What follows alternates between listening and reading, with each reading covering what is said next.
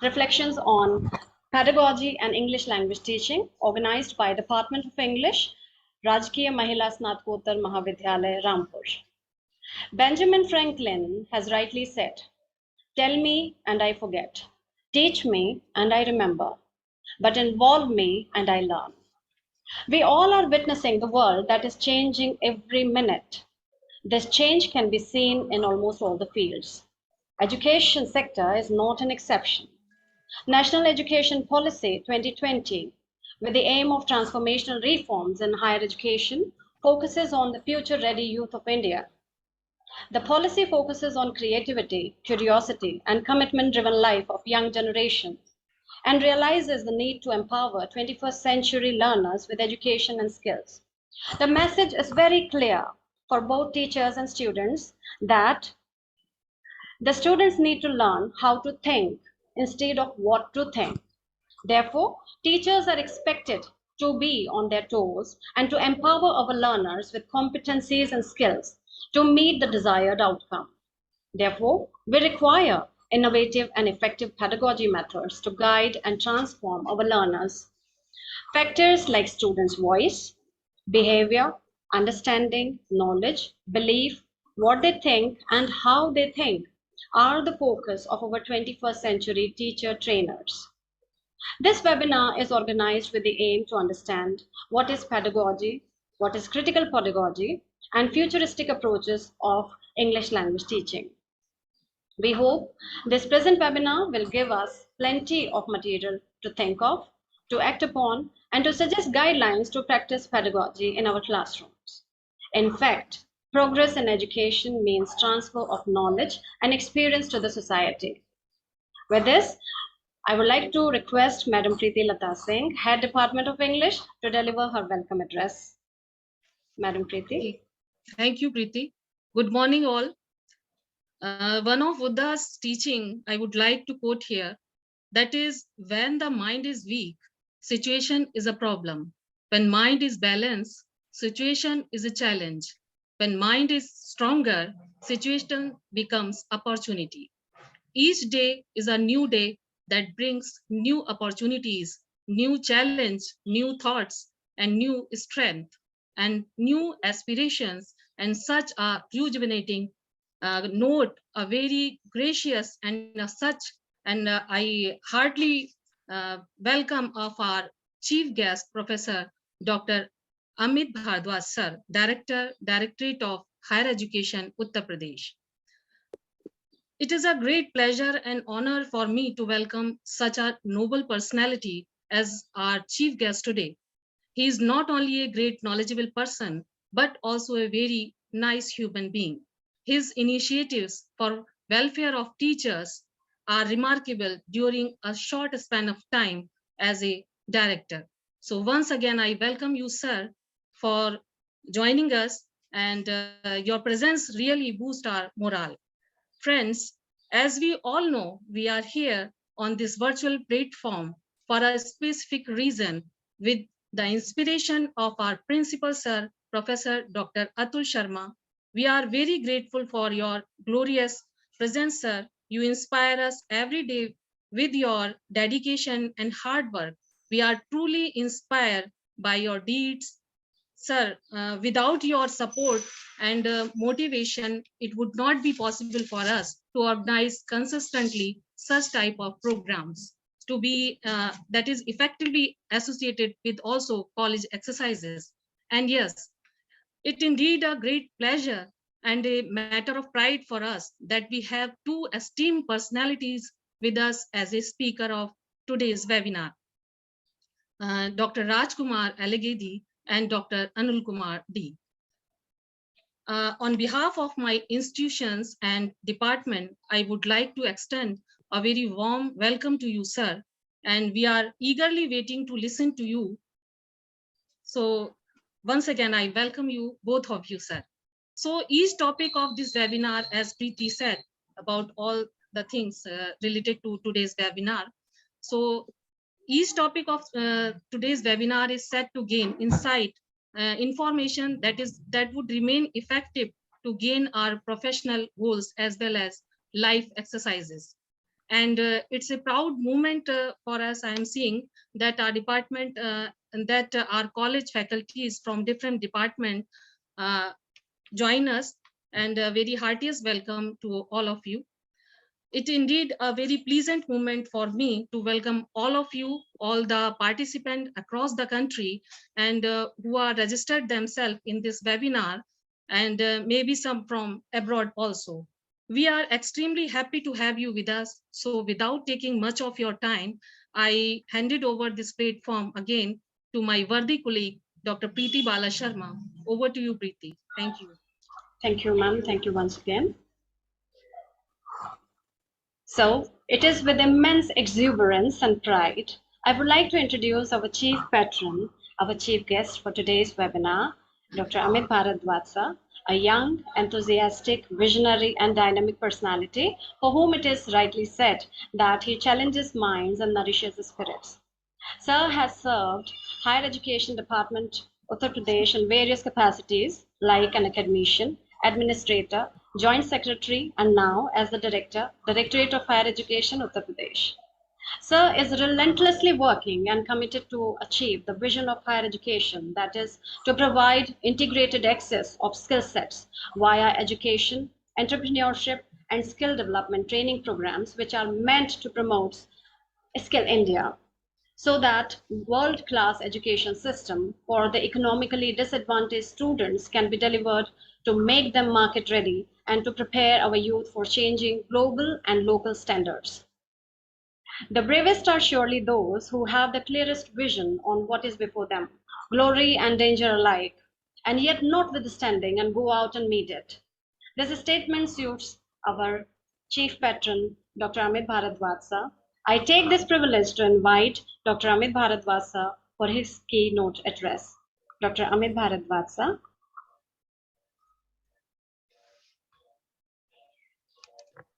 Am I audible? Yes, you are, sir. Yes, sir. Dr. Atul Sharma, Principal, Government Mahila PG College, Rampur. Dr. Preeti Lata Singh, Head Department of English. Dr.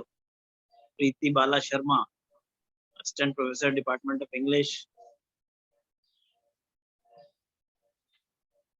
Technical team, and all others who are going to participate in this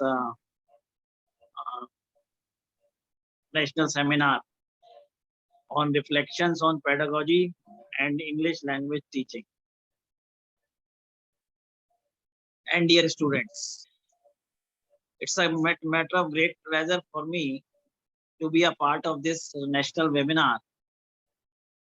I am really happy to be in the midst of the galaxy of intellectuals like Dr. Rajkumar and Dr. Anil Kumar Singh. I am really happy. I first of all, I would like to thank Dr. Atul Sharma and the organizers of this webinar that they gave me a chance to be a part of it. I am really happy that my government colleges are continuously on this glorious path that they are organizing national and international webinars, virtual webinars, and they are really, this act of them is really appreciable. I would like to congratulate you first of all, and then thank you also that you people have been struggling hard. I know you people have been making efforts to make your commitments fulfill within very limited resources. I really appreciate your efforts. I am really happy. I am also happy that my government degree colleges are really making their students learn. As Preeti Bala Sharma said, teaching through involvement is the best way of teaching. So until and unless you involve your students in these activities, they are not able to understand, they are not able to learn things in a proper way. I'm really happy. I'm also very happy. I must tell you one thing. I taught at this college in the year 1997 for one complete session, And then again, I joined this college in the year 2013. From 2013, I taught here till 2016, and then I left this college when I became principal of UG College. In the year 2017, I became PG principal. In the year 2018, I became uh, Joint Secretary Higher Education, Government of UP. And then in the year 2020, I joined as Director Higher Education UP. This is the journey in which I was always blessed with my younger ones and the elder ones also. It's a matter of great pleasure again for me that I am in the midst of my own, but I am not certain whether it's a matter of pleasure or what. I am the chief guest in the midst of my own people. In the midst of my younger ones, I am the chief guest. I am the chief guest in the midst of my family members.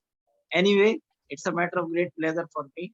And I not only hope, but also believe that everyone whosoever participates in this webinar will be benefited, particularly the students, as they can learn only through involvement.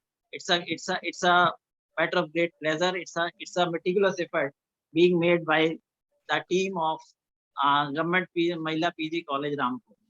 I once again thank you all. I congratulate you all, and I wish you all the luck, all the very best. I wish you all the very best for the times to come. Thank you so much. Thank you, sir. Thank you so much, sir, for your inspiration, for blessings, and your guidance. We are really fortunate to have you here with all of us. So I again want to extend my thank you for taking your time off from your busy schedule to bless us. I thank you once again for accepting our invitation on such a short notice. And this kind gesture itself reflects that you are an academician throughout your life, despite having administrative responsibilities. We really thank you from the bottom of our heart for being a part of this national webinar, sir. Thank you once again. Thank you so much. Like me, I'm sure you all are eager to listen to our distinguished speakers. So let me introduce to you our first speaker of today's webinar, Dr. Rajkumar Elegedi, Assistant Professor, Department of English Literature, the English and Foreign Languages University, Hyderabad.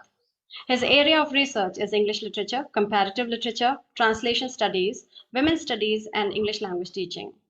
Before joining the English and Foreign Languages University, Hyderabad, Sir has served College of Science and Humanities, Prince Satam bin Abdulaziz University, Saudi Arabia.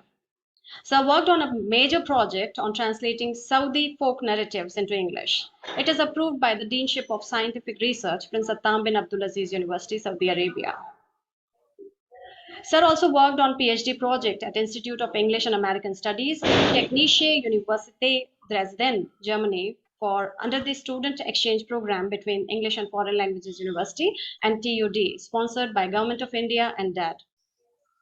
Sir also participated in the 11th annual ASNEL conference, Just Politics, Post-Colonial Eco-Criticism Between Imagination and Occupation, which was held in the month of September at Potsdam University, Germany, with the funding from German Academic Exchange Program, DAD. Sir has also published his research papers with various reputed books, journals, and publishers of the world, like Routledge Handbook on Translation, Feminism and Gender, which was edited by Lucy von Plotlow, University of Ottawa, Canada, and Hala Kamal, Cairo University, Egypt. Besides this, International Journal of Translation and Cultural Studies of University of Alberta, Canada, Writers in Conversation, and International Literary Journal of Finlanders University, Australia. Sir has also presented papers in international conferences held in USA, Germany, Spain, and other parts of the world. Dr. Rajkumar, sir, it is honor and privilege to have you with us. I request you, sir, to kindly deliver your lecture. Over to Raj, sir. Thank you so much, Dr. Preeti Bala Sharma, for that kind introduction. And thank you so much for inviting me to speak on critical pedagogy. I'm thankful to the college and the head of the department, Dr. Preeti Lata Singh, and Dr. Atul Sharma, sir, and all the other professors of the college. So, before I start, shall I share the screen now? Yes, sir. You may.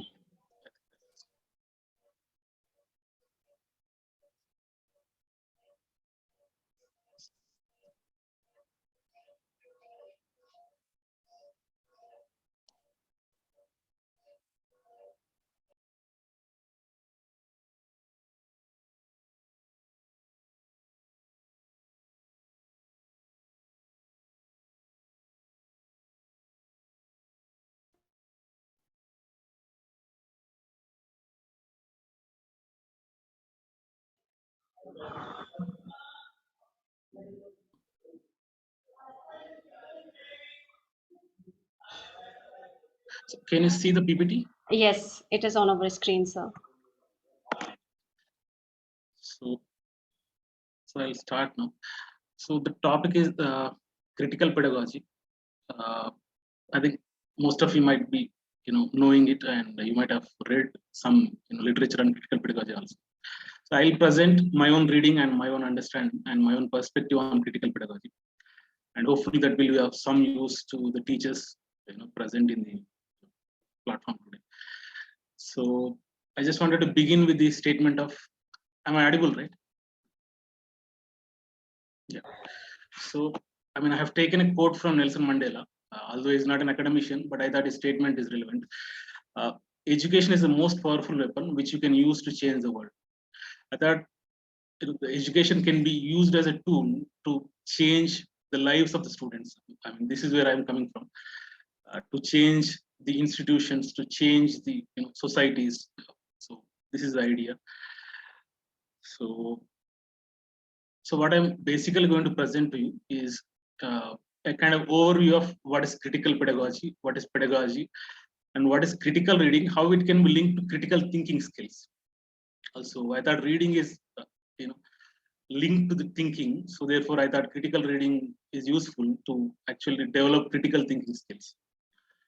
So what is the role of education in emancipating learners? So this is the second part I will be looking at. And what is the role of teachers as agents of change? So this is another aspect. And our own teaching and classroom experiences as classroom learnings, are they kind of influenced by different ideologies and worldviews? This is another aspect. And what is the problem with the banking education concept? So, and how do we look at problem posing education as a solution to that problem?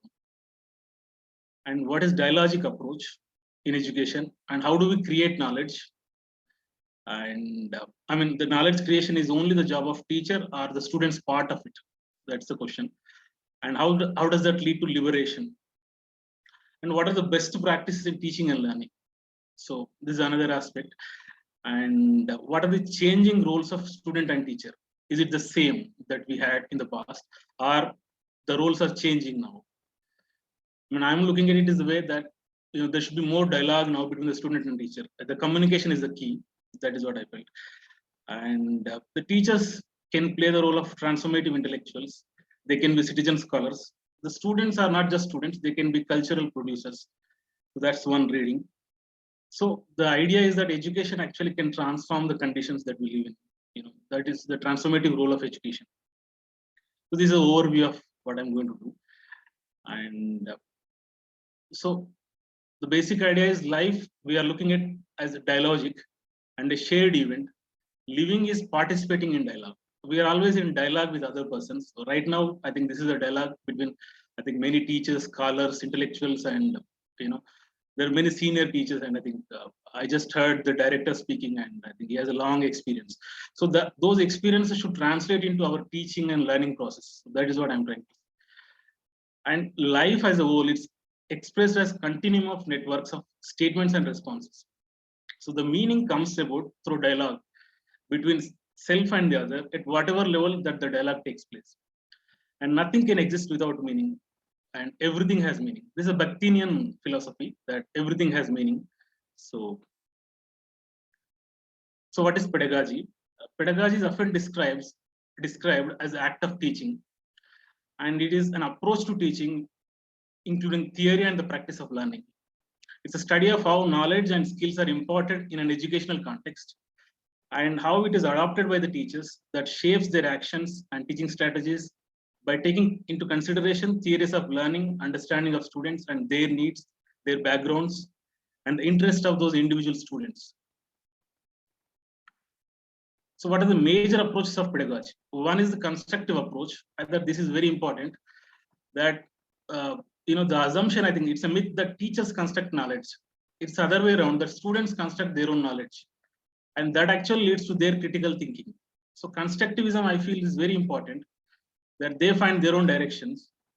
You can be just a facilitator. This is what I feel. And the collaborative learning is very important. Now, I think we are in this age where it's mostly interdisciplinary, even multidisciplinary, where collaboration is very important. And self-reflection is again another important aspect, where students reflect their own learning process and their own readings. And they also make real-world connections through exploration and questioning. So this is an inquiry-based learning. They constantly inquire about things that they read, they understand, they listen to in the classroom. So what is the importance of pedagogy in that case?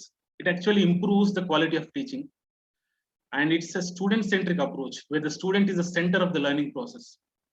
And it also encourages a cooperative learning environment where they learn from each other. And it also improves the student-teacher communication, and there is this constant assessment of students. So moving on to what is critical pedagogy in that case. So it's a teaching approach which attempts to help students develop the questioning skills, critical reading skills, and critical thinking skills. It helps students achieve critical consciousness. So there is a scholar, Ira Shore, he defines critical pedagogy as habits of thought, reading, writing, and speaking, which go beneath surface meaning, dominant myths, received wisdom, and mere opinions, to understand the deep meaning, social context, ideology, and personal consequences of any action, experience, text, and discourse.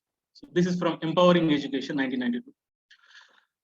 So what is critical reading in that sense? It's a more active way of reading. It's a deeper and more complex engagement with the text. It's a process of analyzing, interpreting, and sometimes evaluating when we read critically. So we use our critical thinking skills to question both the text and our own reading of it. I think that's what leads to critical reading. But what is the difference between reading and critical reading?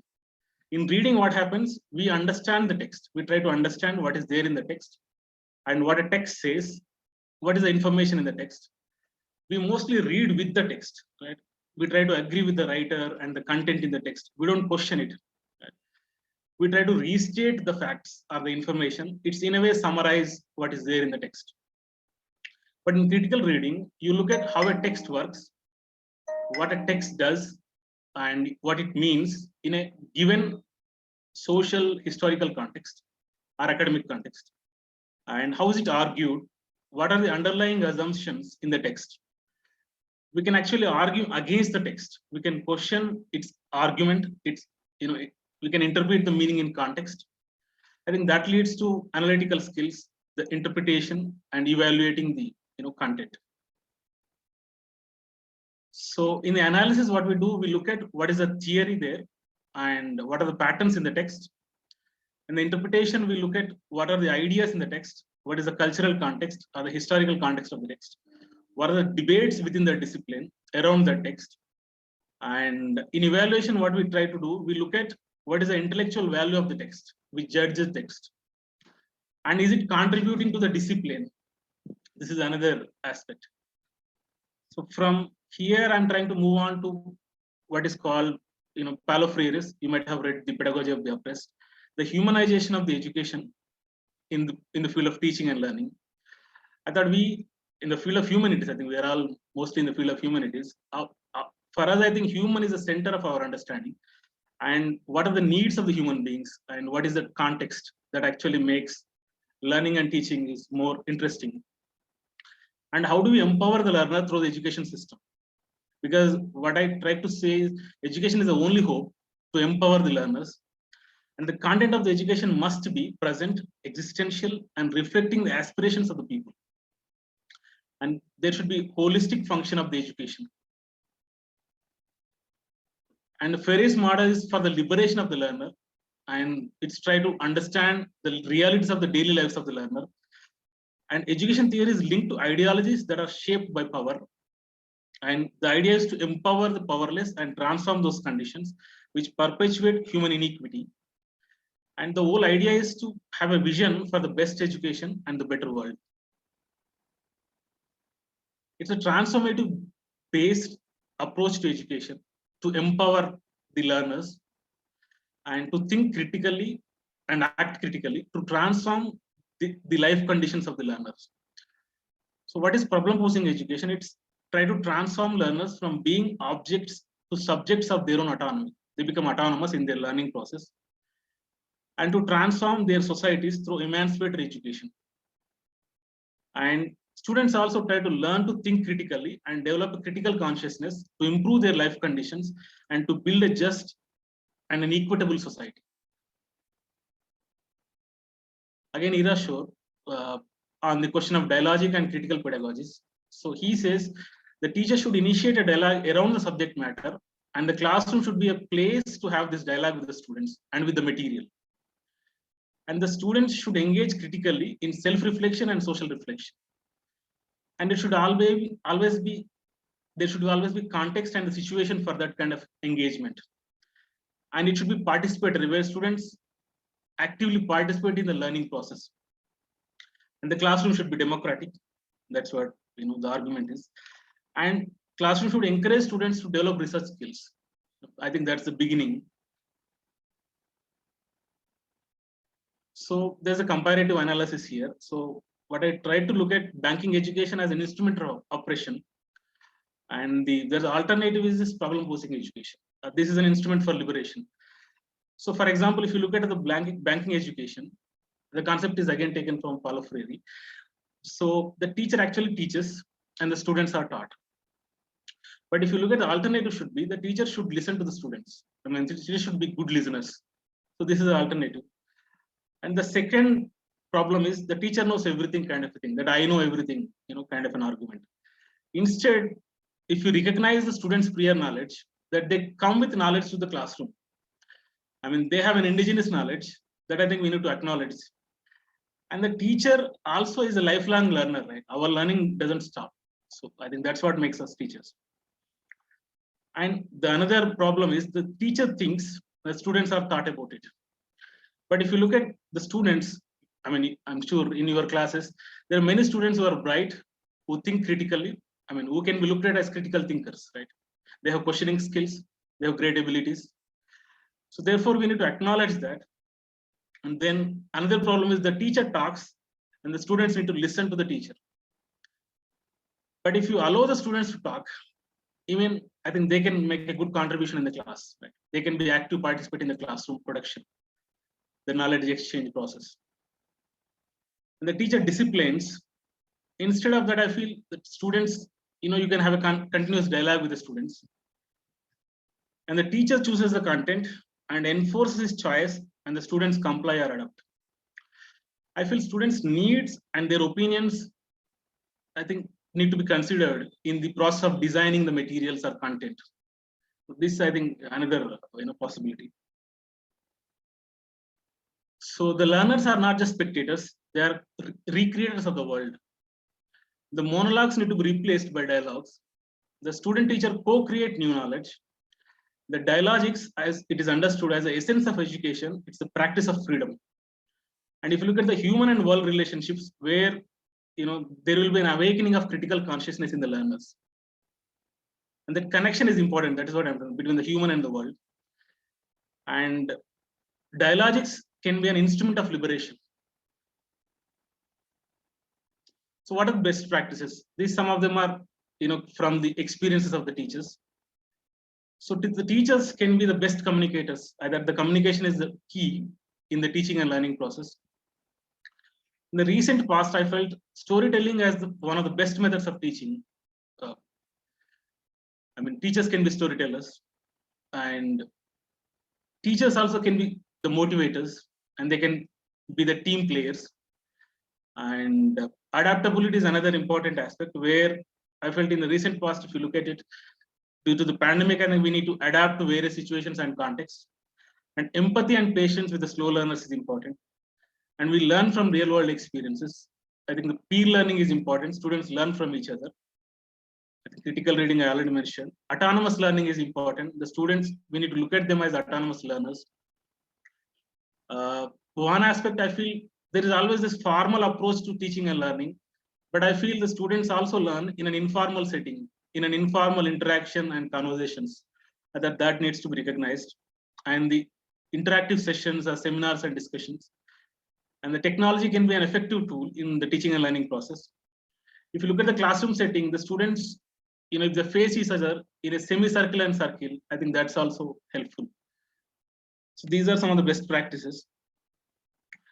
And what are the changing roles of students and teacher? If you look at it, there is a mutual humanization takes place in the teaching and learning process. There's a mutual trust, there's mutual learning, there's a constant dialogue, and we constantly look at the world through critical lens. So the liberation, as I understood, it's not a gift, it's a mutual process. The teachers self-reflect, the learning process. And we need to constantly take feedback from the students on courses and programs. So the teachers can also be termed as transformative intellectuals. This is a statement from Dewey. He says problem solving leads students to take a more active role in determining their experiences.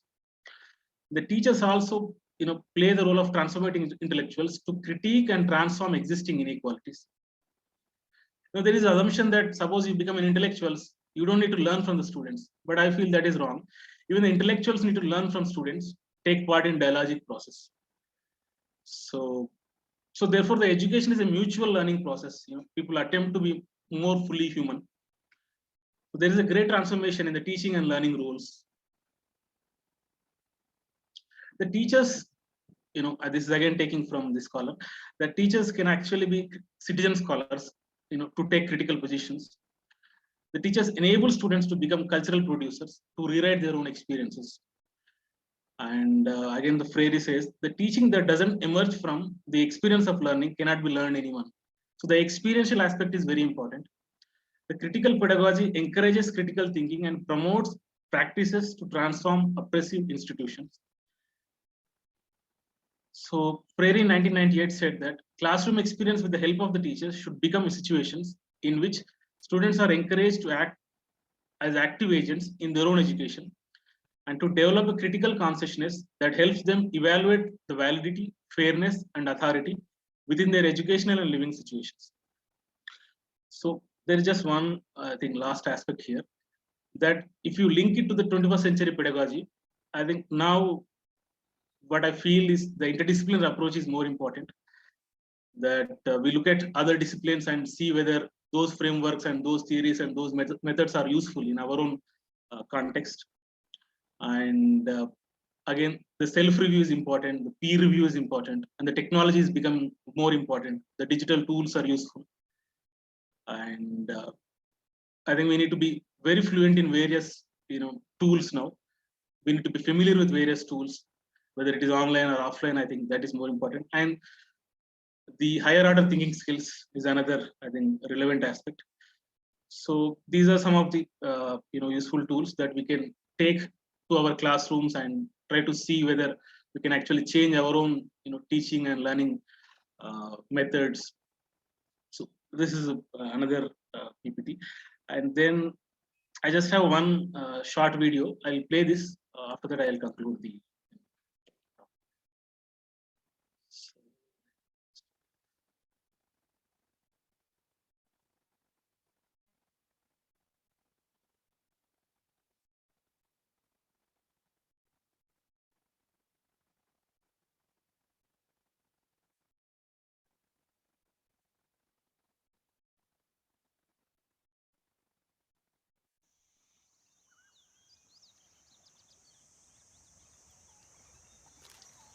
Can you see the video? Is it Yes, visible? yes, it is visible.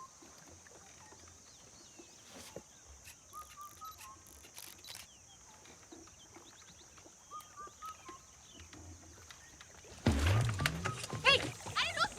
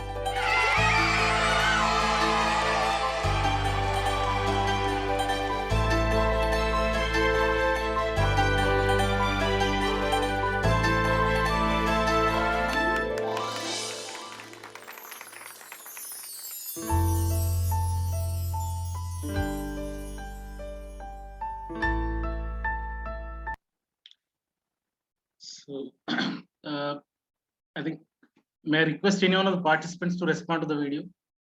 Any response to the video? May I request all the participants to just drop their responses in the chat box because your mics are disabled from our end. That's okay. So, my point was very simple. I just wanted to show that what is the importance of education and what education actually do in the context of the nation or the state.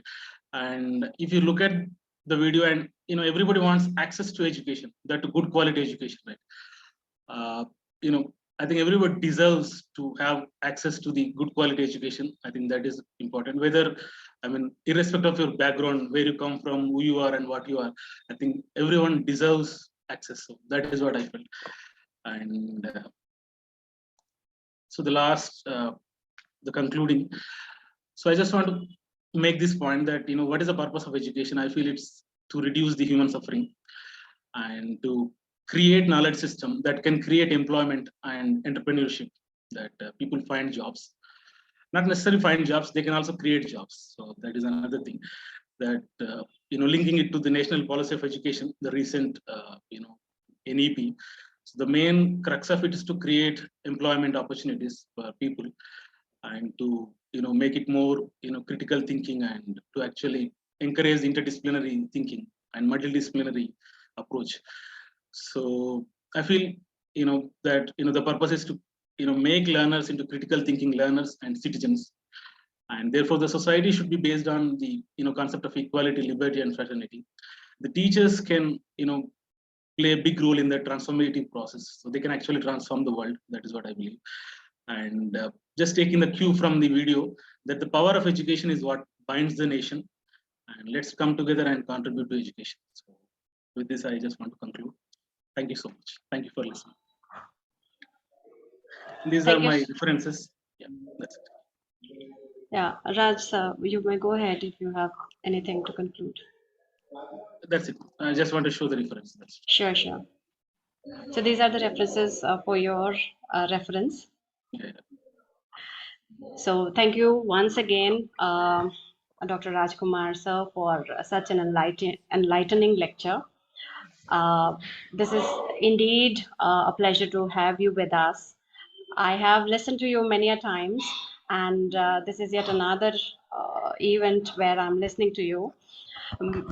Now, may I request all the participants to drop their questions in the chat box. If you have any question to Dr. Rajkumar, sir, please drop your question, your query to in the chat box, so that we may read and we can communicate to Rajkumar, sir. We are receiving the feedbacks. I have to check the chart. Okay. Yeah, definitely. We will be sharing the PPTs of our speakers of today on our WhatsApp group. So that is why I asked you all, requested you all to join our WhatsApp group as well. Those who have missed our WhatsApp group, I will be sharing the WhatsApp group link again in the chat box soon. Thank you for your encouragements, dear participants. And thank you once again, Dr. Raj, for accepting our invitation and for joining us and enlightening us with such wonderful and mesmerizing presentation. Thank you once again. Thank you so much. Okay, so now, dear participants, since we have learned about the critical pedagogy and how the role of a teacher has changed over time, and now that learners are not just the recipients, they are to be the creators of knowledge now. So with this, we will be having our next speaker with us, who will be delivering his lecture on futuristic approaches of ELT, that is English language teaching. And our speaker is Dr. Anil Kumar sir.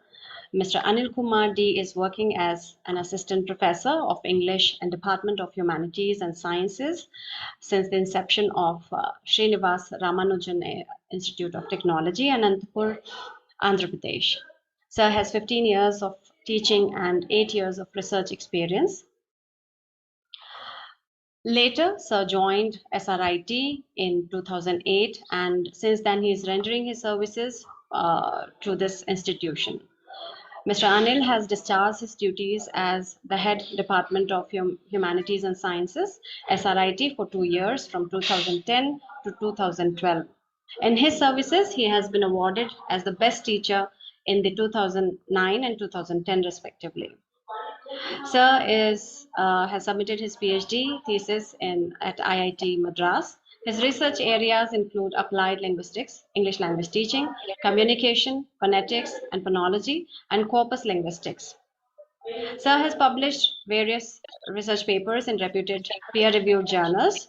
His first paper, a research article exploring vocabulary knowledge differences in semi-urban ESL undergraduate students, has been published in Kaleidoscopio, a peer-reviewed Scopus journal in 2018. His another research article titled Modeling the Teacher Job Satisfaction by Artificial Neural Networks, which was published in Soft Computing Journal by the prestigious Springer in 2021. Sir presented research papers in various international and national conferences. His paper, The Reliability of Multiple Choice Tests, a case study, has won the Best Paper Presentation Award at ICIIM 2015, held at Rajbhat University, Thailand. Sir won the Best Paper Presentation Award for his research paper, Enhancing English Language Proficiency of ESL Semi-Urban Undergraduate Engineering Students Using Task-Based Instruction at National Conference on Emerging Trends in English Language Teaching and Literature held at IIIT, Kadapa, Andhra Pradesh. Anil sir, we are blessed to have you with us. Now over to you, Anil sir. Am I audible, ma'am? Yeah, thank you. So without further delay, I would like to thank first and foremost the chief guest of today's event, today's webinar, Dr. Atul Bharadwaj, for his time and blessing us with what he knows and sharing his experiences. And as usual, I was there in the last webinar also conducted by your college in the Department of English. I would also express my gratitude to Professor Atul Sharmaji, the principal, and Mrs. Preeti Lata Singh ji, the head of the department, and my dear friend and colleague, Dr. Preeti Sharma, for inviting me to talk on the futuristic approaches of English language teaching. So without further delay, the concepts what were being discussed in the first part of the webinar by Dr. Raj Kumar, that was really enlightening, and I would see that whatever I'm going to talk or show you or share with you would be an extension to what he said, or what he spoke on varieties of the pedagogical implications, and what could be the role of the teachers at the present scenario. Mine would be a little bit practical oriented. It won't be much of theories I'm going to present, because we all know I've been talking to the people who are people serving to shape their lives of the students for the long part of their lives. There are very senior colleagues. I could see a lot of people working in a variety of capacities too. So I'm just going to take you the things what I believe, what I've been following for the past couple of years as a teacher of English language teaching, and which some of the parts I have learned, explored from colleagues, um, around the world. So let me take you to what I'm going to present you now. So Pratima, I'm sharing my screen, right? And let me Sure. know whether it is visible to you or not. Is it Yes, visible? it is visible. Yeah, thank you. Uh, so friends, this would be uh, a 20-30 minutes talk. If anybody would like to interrupt me for asking any question, please save your questions for the end, so that we don't get any clumsiness in between our conversation, since we are meeting virtually. With that request, let me take you to the talk, what I was about to deliver, or share with you all. This is something like futuristic approach of reality, and I have a quote for this one, a tagline you can call it. It's time for the changes. So, is it visible from your end, ma'am? Yes. Yeah, thank you. So let me start with Albert Einstein's what he said once. Like he said, everyone is genius, but if you judge a fish on its ability to climb a tree, it will live its whole life believing it is stupid.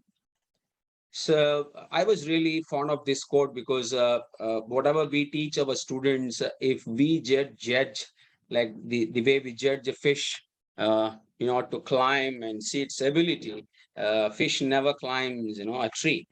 So it's all about the perspectives of the students, what further they come, and what they would like to explore in terms of learning the language particularly. So this is relevant to any area of domain. It's not like particularly for English language teaching in general. This is what we teachers must always keep on our mind, and see that we always make sure that our students are flexible of learning things and everything. And then since I've been talking to all the teachers who've been teaching English language for a handsome amount of time, let me just bring back to those conventional approaches, historically what we have been practicing in majority of our classrooms, like which starts with grammar translation method, which a lot of people say it's a very old-fashioned one. And historically, we could see all the views. Like further, we moved on to direct approach, and then to the reading approach. Autolingualism is what comes next to reading approach. But autolingualism, I would say, I can't comment it as a conventional approach, but people who works in engineering institutions, they know for their English language, laboratory purposes, this is what the method, this is what the approach we normally go with, and make our students practice pronunciation skills, and so on and so forth. And next we have oral situational approach. Later on, it has come to the existence, and after a few years of making this a conventional approach, we then moved on to cognitive approach, where we started. It's not just an approach where students get benefited, but I believe, with my little understanding, that cognitive approach has bring the teachers into the main scenario, and they started thinking how these all things possible, keeping these language structures in their mind and everything. So that's how cognitive approach is more beneficial to the teaching community, instead of being beneficial to the student community at large. And then we have a effective humanistic approach. Then we moved on to comprehensive approach.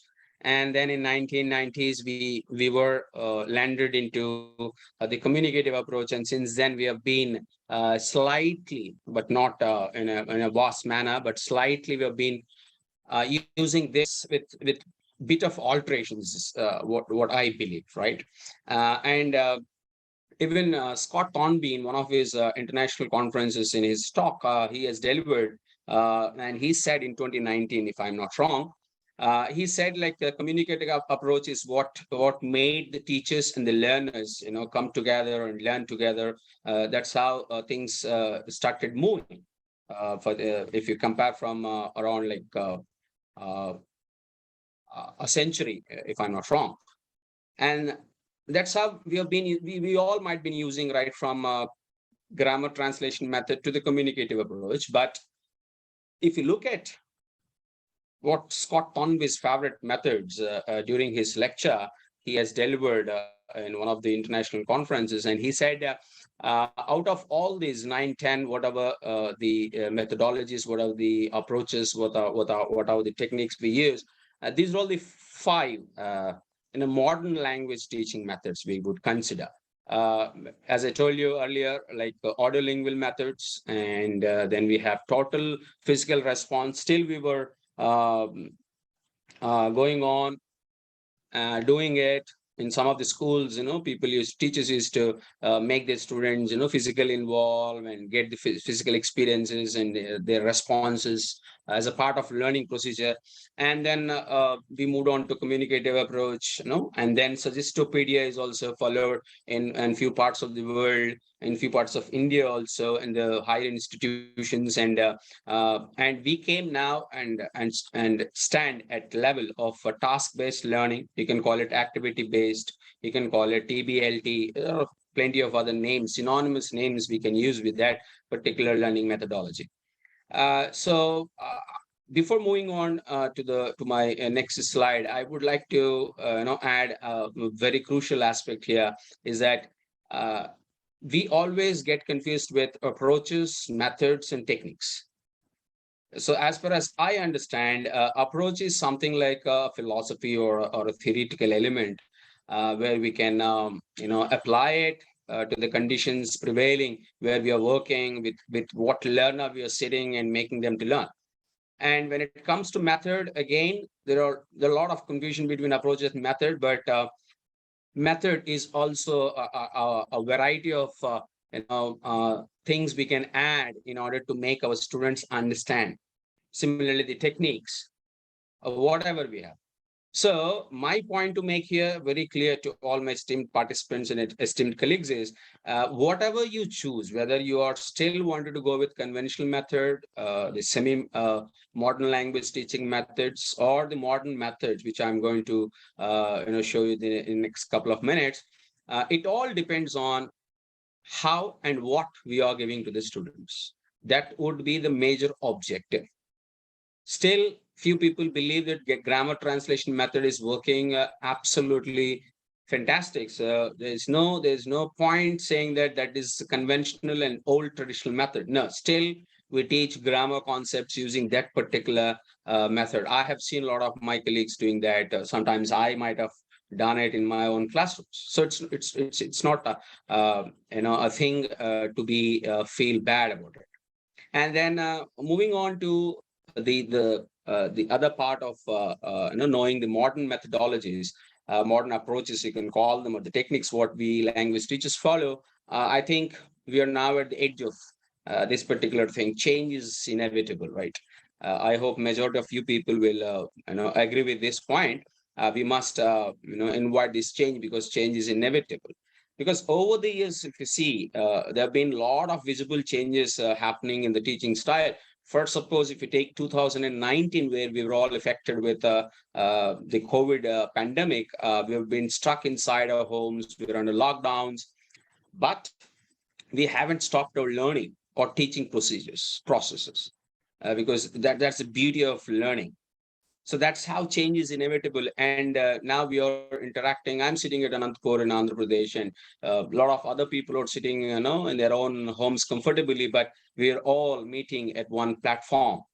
So that's how you could see that the technology which is involved with the teaching and learning process have changed. And we could see that visibly, how the change has been dramatically changing our lives.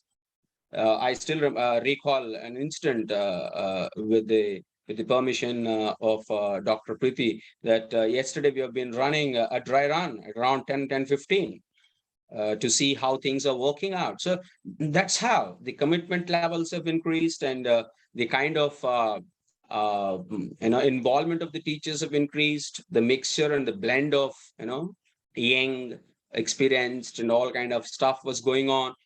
And that's how these are all visible changes. That's how I always believe change is inevitable in all aspects of our lives, and teaching is not an exception for that. And these interactive methods of teaching have been actually introduced by a lot of colleagues around the world, and it can see the results. So it were not just for writing a paper, a research article. No, they've been practically done in the classroom environments with the experiences shared by the students, by the teachers around the globe. We could see that the results are coming. So we can say, by following these modern technological advancements or modern methodologies, we could definitely get some results, some outcome based, we can call it. So now we are all in the age of outcome based education. Even the AICTE, the National Education Policy, what our director sir in his the speech said about that, and Raj is also talking about that. So that's how things have to be changed, and we should be very much expecting that changes will occur in every walk of our lives. And this particular changes in the form of education reforms we must consider, and that actually provides an entirely a very different angle of teaching and learning right now.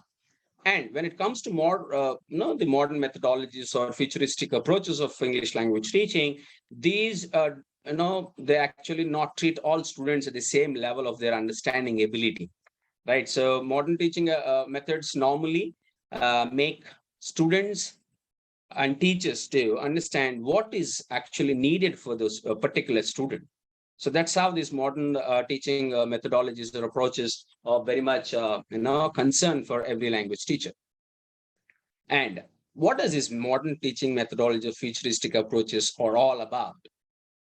So the teaching method, which focuses more on teaching the students for improving their intellectual behavior by using variety and various new as well as innovative ideas, rather than making them, the old-fashioned recite and the syllabus and make them to clear the examination, get the CGP of 9.2, in the old style manner. So in our modern teaching methodologies, we don't do all these things, but we'll make our students improve their intellectual behavior.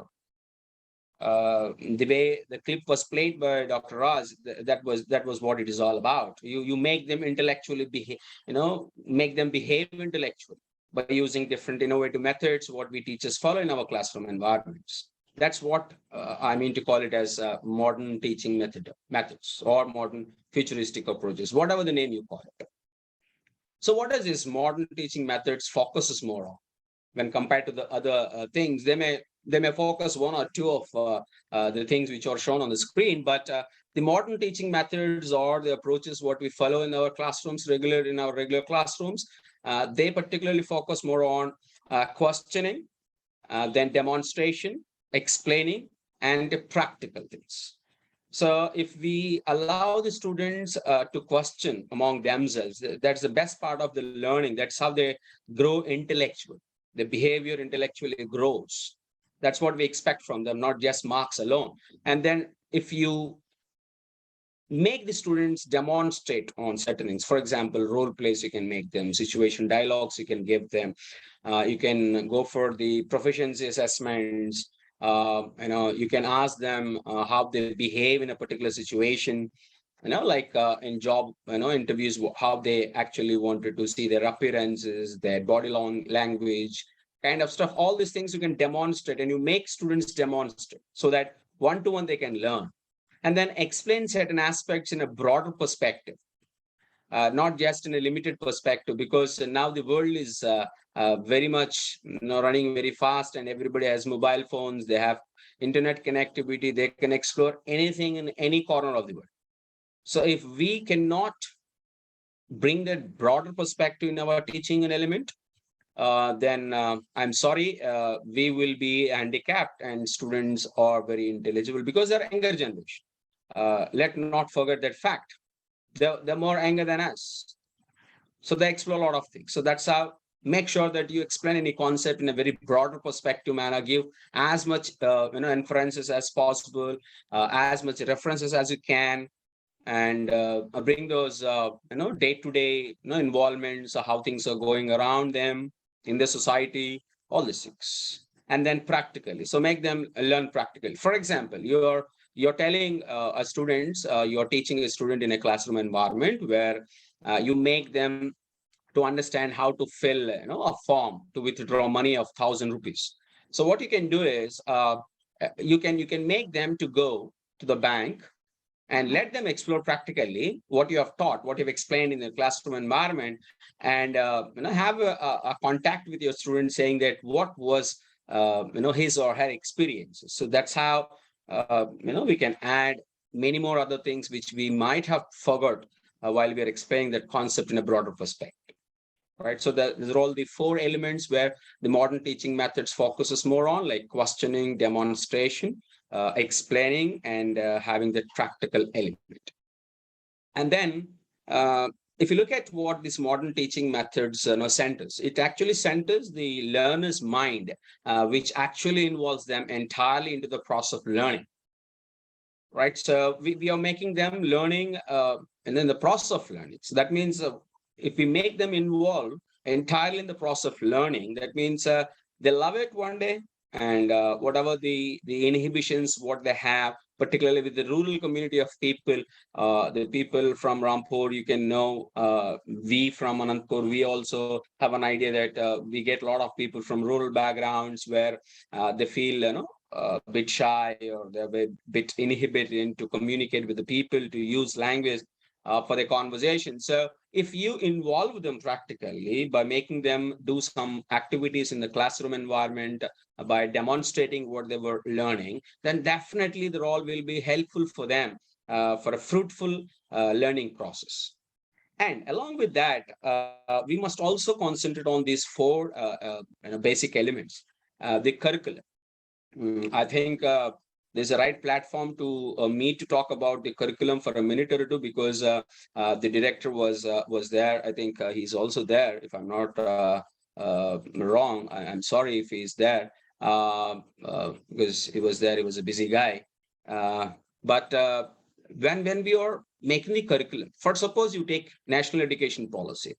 Now, the central government and the Minister of Education and Human Resources Development, they were insisting on the curriculum designers that make the curriculum as flexible as and job-driven oriented or skill-based, outcome-based kind of curriculum. So now, friends, it's an appeal from me as your colleague.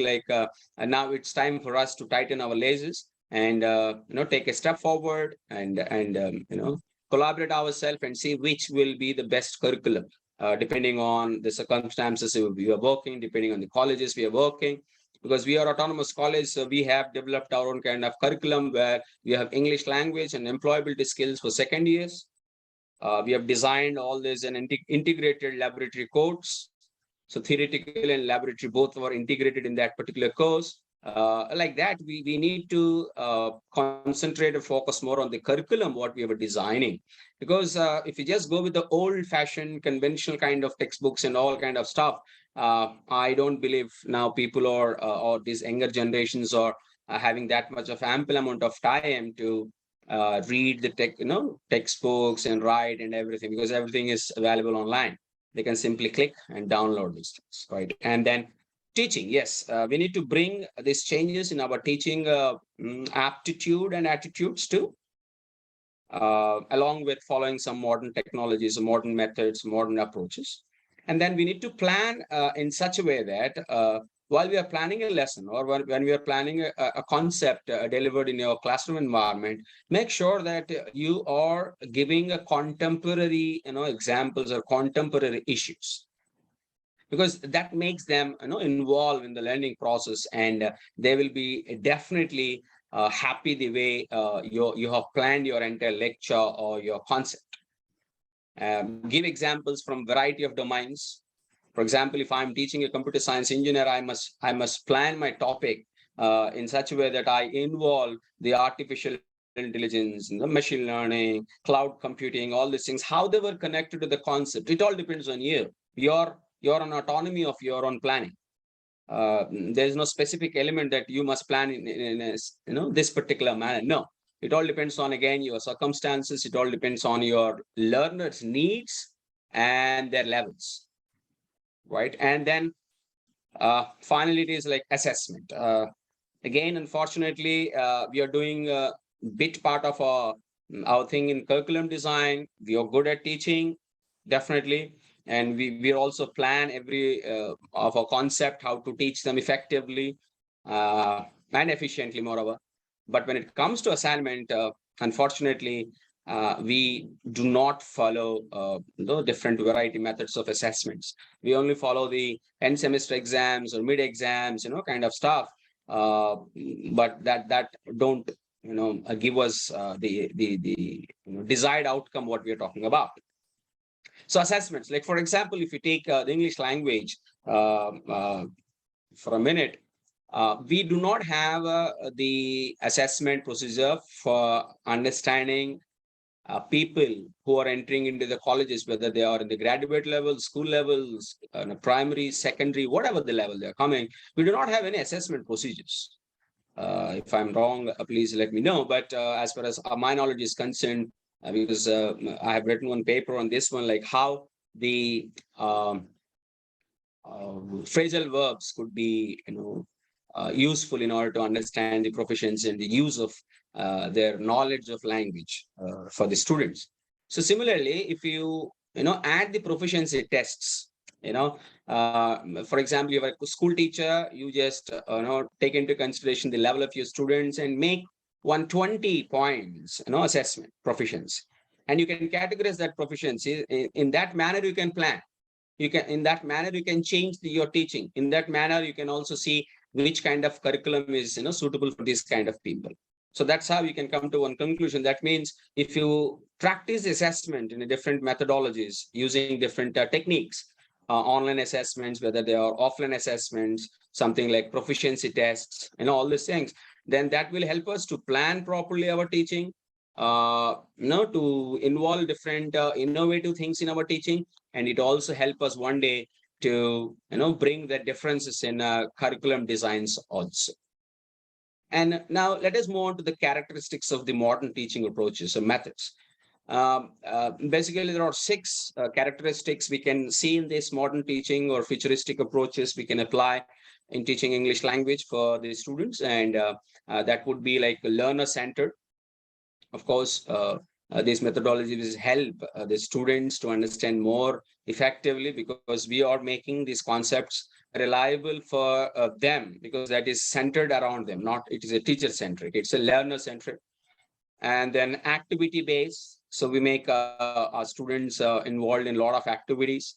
And then resource-based. So we provide all sort of resources with a broader perspective, and giving ample amount of examples, situations, creating an environment for them to learn more effectively and efficiently.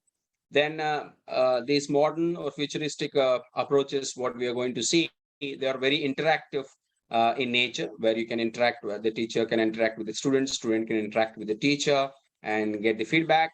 And then it's also an integrative in nature, because one-to-one, if you make the people sit together and interact between them, between the teachers, between the peers and everybody, that will bring that integrity in the learning process too. And finally, peer collaboration, as Dr. Rajkumar said in his speech. Yes, now it's all about collaborative learning. Like you make your students, work in a peer group instead of just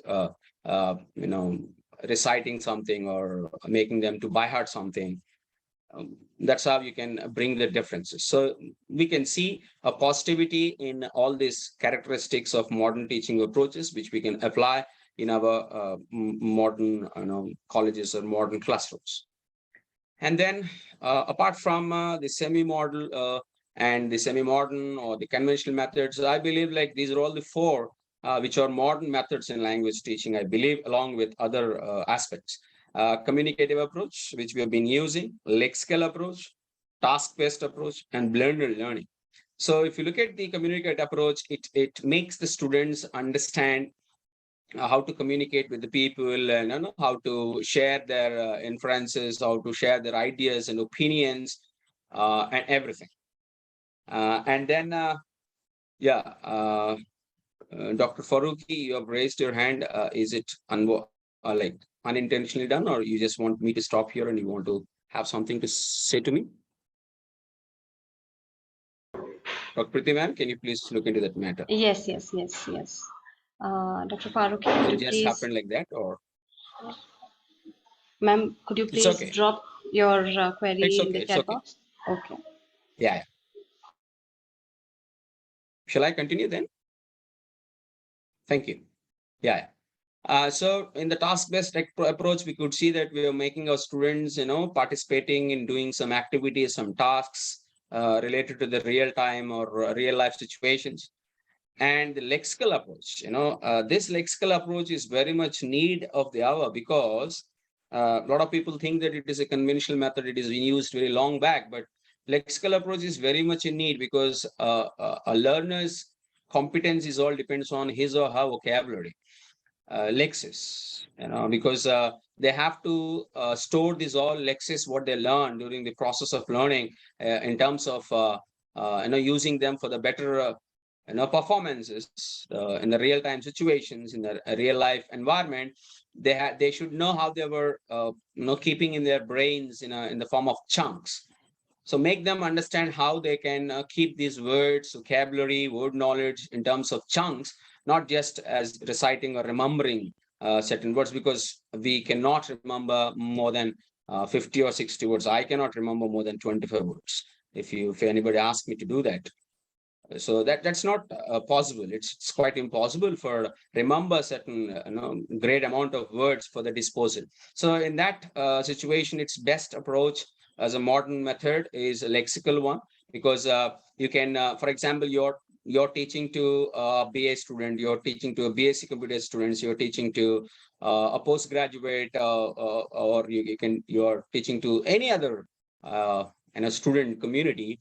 You can gather some information about that particular words which you are going to use in your entire course, and make it as a corpus based one, design that one and give that handouts to your students prior your course starts. That would be a wonderful an opportunity for the students to go through what kind of words you're going to use and what kind of words means what before they come and start listening to you. That's how lexical approach could be a very beneficial modern method of language teaching we can rely on. And blended learning, yes, you can make them learn through the technology, and as well as you can teach them and explain them the concepts in your own style, in your own method, using your own techniques suitable to the learning needs. So that's how you can use all these four as part of the modern language teaching, along with the methodologies what we can use in the 21st century teaching, particularly the language, and not just particular to the language, in general to all, and it is also relevant to our language teaching too. So one methodology nowadays everybody was talking around the globe is flipped classroom, where it's not that you ask students to come and open the books in the classroom and then start teaching them. Instead, you make them to practice, you make them to learn, read at the homes, and come with some kind of information, prior information. So then it becomes a very active classroom environment. So which is a big challenging for us since the pandemic has hit, because half the time we'll be in the colleges, half the time we were teaching online.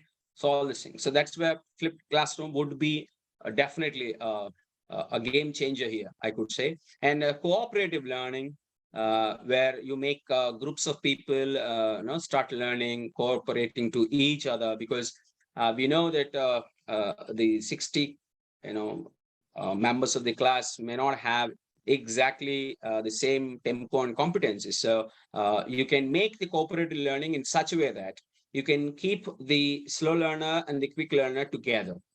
So your group, for example, you're making your group 5 groups, so 50 students group.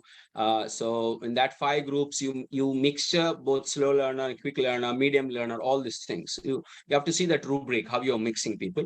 And then problem-based learning, yes, you make teaching as a your not just reading or teaching some concept. You give them a problem and let them see how they can able to solve it, because one problem will have multiple solutions. So that kind of thing we must inculcate as a habit in our learners also. And then thinking based learning. So if you give an activity, you allow the students to think as much as time they need. And if once they start thinking, they may commit mistakes, they may commit errors while they were doing the tasks and everything. But when we involve this thinking based learning as the modern methodology or an approach of English language teaching, they can rectify their own errors. They could see what is working out, what is not working out. And you as a teacher, obviously at the end of your class or a task or an activity, you can give your valid feedback. And then project based learning. So you make small projects. Your entire course can be divided into small projects. You divide people into project groups, and let them do it. For example, you can ask them to make one presentation on anything which is relevant to their course. Before you tell them what it is all about, let them explore themselves in the form of a project, and let them prepare how they actually prepare their actual project, which they represent or speak with the entire world. And then, of course, we all are familiar with this one gamification, where games, kind of things, you can make them use crossword puzzles, kind of stuff. You can do that, and you can give any kind of dumb charts. That's also one kind of thing they can guess. Students can guess. That would be where in a lighter mode you can bring the humor, that kind of sparkle in them, because we English language teachers never supposed to be teaching our language with a stick in our hand. Now we always have to put a smile on our face and make them feel that this is the best environment they can learn the language, because they're all learning English as a second language. That we could not forget it. They definitely may not be that much comfortable the way they've learned their mother tongue or the L1. So that we need to draw a line between the L1 and L2. And then design thinking. So this is another important consideration we can make here, that you start making our students think like a design. It means they have to connect all these dots. So however they think, for one concept, a group of people can think differently, but at the end of the time, you make them to connect those dots. That means what we normally call coherence, in that design. So then only the design looks absolutely worthy. And then competency-based learning, where assessments can be of best use for us. So you make people learn depending on their competencies. So don't think that we are degrading the students, we are grading them and pushing them into the groups. No, you keep that with you and say it in a very positive note, that what is your competency level, and depending on that competency, based on their competency, you give them some inputs. So that's a wonderful thing, and that you can do it one-to-one, that you can do it in a pair, in a group, or through online, anything you can do it, right? And then a lot of us normally think that even I could just give me a second, like I've written somewhere here on my paper, which I cannot able to do it because I was a little bit rushed today.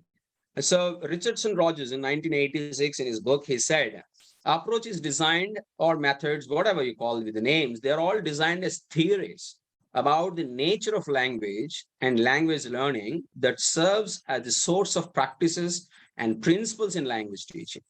And if you look at all these conventional methodologies or conventional approaches, what we followed over the past century or and a half, um, we cannot say and that a particular approach would be more efficient and the other is not that much efficient or inefficient, because none of the traditional approaches were referred as the best, because they are quite prescriptive, and they have the lack of flexibility. So I would say it all depends on the teacher, it all depends on the environment in which you're teaching, it all depends on the learner needs and what they need exactly. That's how you need to pick which one is the best method for you, because you have your own choice to make. And if you look at the solutions to make a right decision, I would say whatever the method you choose, whether they are futuristic methods we're discussing, whether you're talking any other things, I would say these are all the 5 elements we must keep in mind. Number one is you need to know, or you need to assess the student needs instead of the college needs or our needs. Of course, we're all employees, we all work for that, but think out of the box at least 5% or 10%, and assess the student needs, such how we can bring a solution for our right technology, like methodology, what we can use, or approach is suitable for us. And second, examine. So you need to examine your instructional constraints. If you could able to do that one on your own, then that would be the best solution to make a right decision. And then you need to determine the attitudes and learning styles of learners, because different people have different attitudes, different people have different learning styles. You must determine that particular attitudes and learning styles of the learners, so that you could give the solutions to make a right decision of which one is an apt choice for you in your classroom environment. And then identify. You need to identify the kind of discourse genres which is possibly required for them, and the kind of speech activities and kind of text types you're involving them to learn. That's how they can make the learners can able to learn so effectively. So identification of all those resources and discourse genres, speech activities, or text types or materials, whatever you wanted to identify, it's all depends on a teacher's choice. You need to identify which is the best choice for your teaching a particular concept. And it varies from concept to concept, right? You cannot follow the same approach or same method, same philosophy to teach your entire course. Concept to concept, you need to see that changes, because we said change is inevitable. We must accept it and invite it. And then finally, you have to specify how the learners will be evaluated. So this is the major concern, what I would call it as a request using this particular platform, that we all need to specify whatever we assess the needs, whatever we examine our instructional constraints, however we determine the different learning styles of learners and their attitudes, however, in fact, we identify the discourse genres suitable for them, the speech activities relevant to them, or the text what can be used for them to teach certain concepts. But if we are unable and fail to specify how the learners will be evaluated at the end of that particular concept, then it would be a big task ahead for us to getting into a right momentum for making our students learn whatever we are teaching in the classroom environments. So that's how we must be very careful about these kind of specifications what we make. So I believe at this point of time, like the proficiency tests would be definitely a great idea. And if you look at all these things, I would say that these are all something comes under an umbrella term called constructivist approach. So it has to be very constructive. That one word we can call it. And our language teachers must be dwelling some knowledge on how to make this corpus get ready for our concepts. For example, you're going to MBA student and teaching a business communication skills or something like that. You must know what kind of business terminology they were going to incur in their due course of the course, or in the due course of completing the syllabus. That would be very optimum word lists. We have academic word list, which normally used, and Alexa Cox said in 2000 she has published in her master thesis, and that's the only thing. And now slowly but steadily, few people who are connected with her in Wellington University, New Zealand, they have started working on taking her work as a reference. Teachers like us, like you and like me, and interested research scholars, young generation research scholars, what they were all doing is they were making it more reliable. From 570, they have now, if I'm not wrong, it has reached to 900 odd. It may reach more in the future of in a decade or so.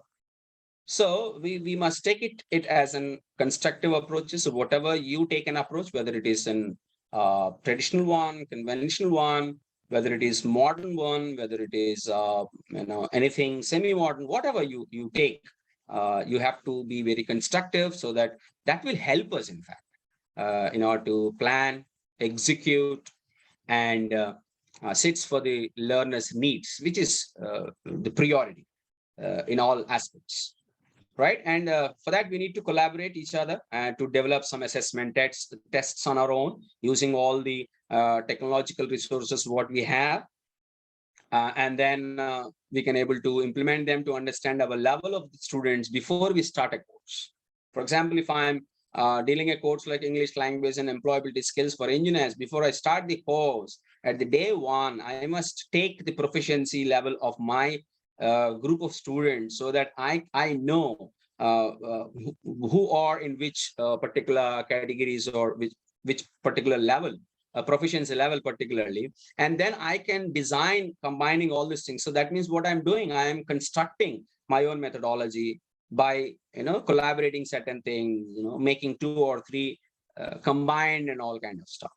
Because as people said, a lot of people have been talking about this, like Scott Thornaby, Stephen Crash, and all these people, the stalwarts of English language teaching, the researchers. They do not have any single approach to justify that this will work out, because we're all teaching this to different people. We are teaching this to the people with the different mother tongues. We are teaching this to people with foreign language abilities. So English is not a first language you're teaching right now, particularly when it comes to India.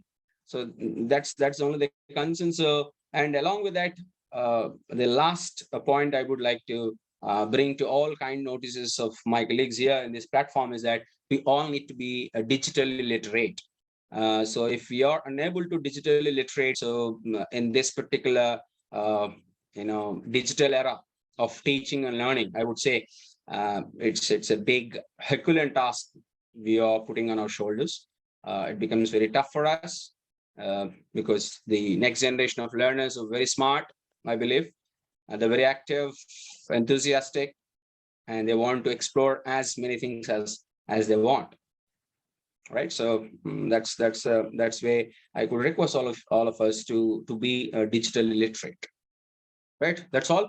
I hope we all learn together and grow together with these kind of interactions and everything. Thank you so much, and good luck, everyone. Ma'am, it's over to you. Thank you. Thank you so much, Anil sir. Thank you very much for such a wonderful lecture and for sharing various methods via which we can transform the classrooms into activity spaces and allow students to work on their own. And instead of just making them receivers of information, we can create, or we can make them the creators of information. So this was really valuable presentation, Dr. Anil sir. Thank you once again. Now, may I request all the participants to drop their questions in the chat box if they have any question for Raj sir or Anil sir, because both our esteemed speakers are with us. So we will be delighted to have your questions.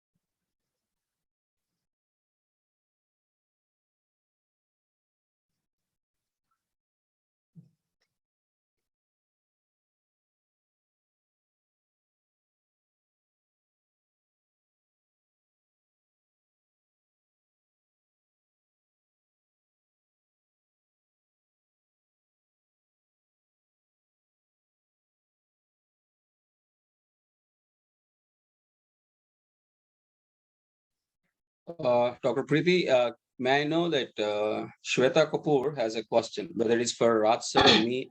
I Yeah, don't know. okay. Yeah. Okay. Madam Shweta, would you please mention this question is for whom?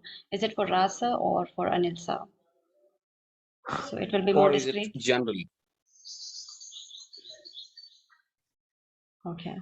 Shweta ma'am's question is about the teacher capacity program for a wider reach. I love to listen the answer from Raj sir. If he would like to comment on that one, then I would definitely. Okay. Dr. Rajkumar, sir, are you there? Yeah, okay. Yeah, sir is there. I mean, I don't know if she can clarify what does she mean by capacity program. Okay. Shweta ma'am, would you please be more discreet, more clear about the question?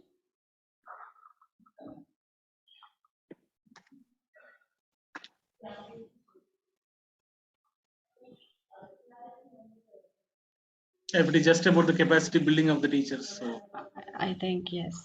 yeah, so It might be, sir. Yeah. yeah. Anyway, the question is not very clear to me. So this Maybe is a point. what I'm getting is I think Madam wants some programs for the teacher capacity for It's a teachers. professional development, I guess. That's Yes, what it is. It is. It is. yeah, I think. Okay, so she has explained her question. I want to ask, how do we ensure that all the teachers are on board? How can I contribute if I wish to? I think that's a challenge. So, uh, for the teacher to be, to be updated, right, with the current technologies, with the current methodologies, current teaching tools, approaches. So the best way is to kind of read the current, materials available, and follow the current educational, theories or philosophers or the teachers. I mean, the practitioners who are actually providing us the new alternative tools.